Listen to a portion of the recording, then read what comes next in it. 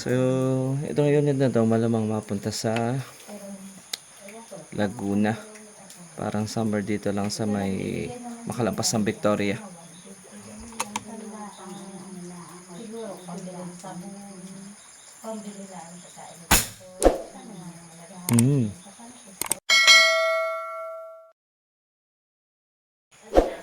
Okay, testing.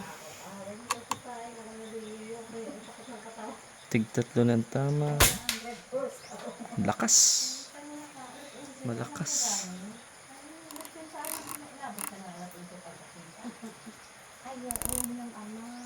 Ako, ayun. Yun lang. Sagad ang ating scope mount. Nasa may ibabaw ang tama. So, iset natin na lamang ng dyan. Yan na yung pinaka-zero niya.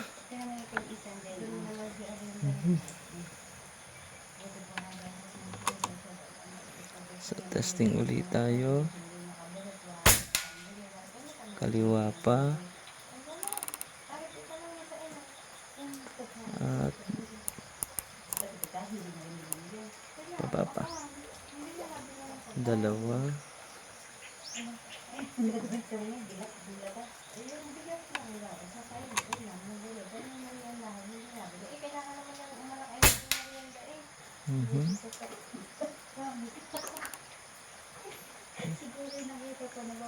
So, ayan.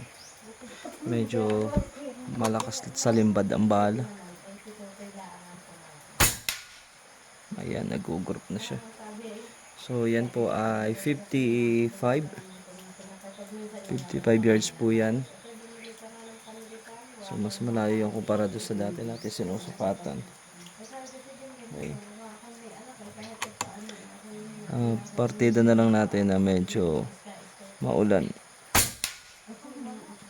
Ayun, nagpareho na. Okay, wala. Okay. So, testing tayo. Meron na tayong groupings. So, susubukan natin tong unit na to dun sa mas malayo. Problema, medyo sira na yung ating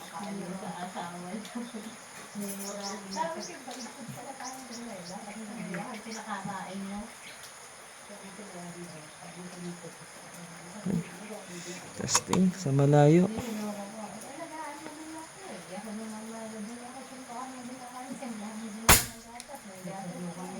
Okay, so nasa 4 sa kaliwa. May drift kaliwa. Check ulit natin kung yun nga yun. Baka naman dahil hindi lang natin hinold yung patungan, kaya ganun. So, patong natin dito sa line na nakatapat yung pakanya nating part ng crosshair sa clip. Ayun, dalawa magkatabi. 4 at nasa ilalim. So, set natin pababa. Okay.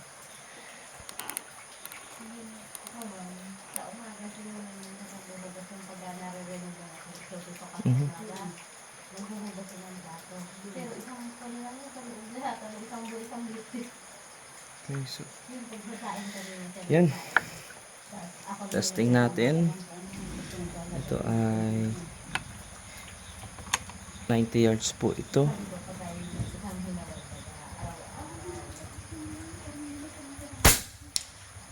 Sentro.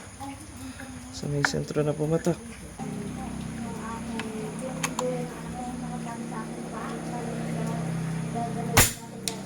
2 dikit.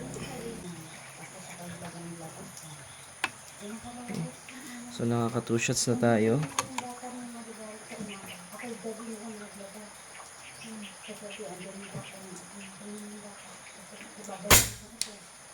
3. Okay.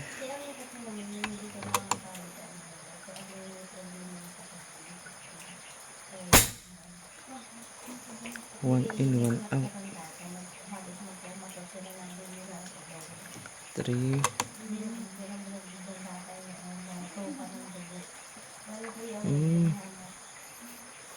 Yan naman pala.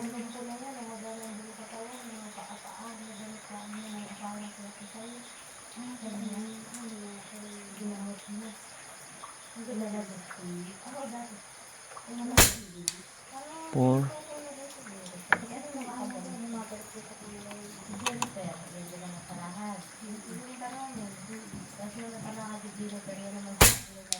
Five. Wow. Layo na yan. Tinamatamaan pa rin. So yan po ang ating ABCD-PCP. Ang ganitong unit po ay 30 kasi anodized siya. Pero kung ito yung basta lang sandblasted, 29 lang po yun.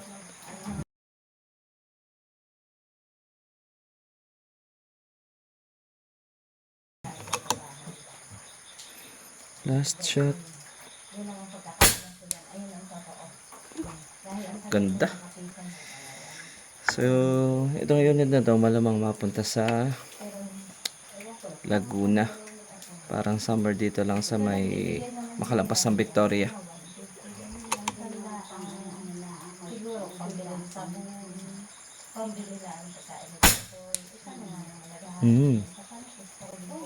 Pwede na, pwede na.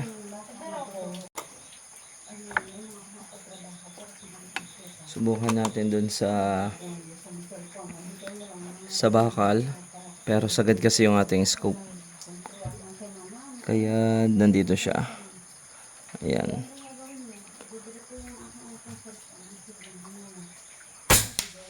Ayan. So wala tayong problema dito sa malapit. Dun sa malayo tayo magkakaroon ng challenge talaga kung tumatama siya sa ganong kalayo.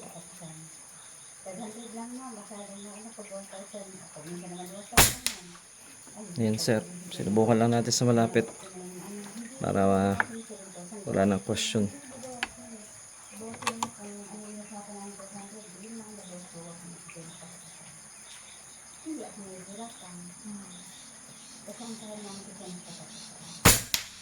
Nice. Super nice, super nice.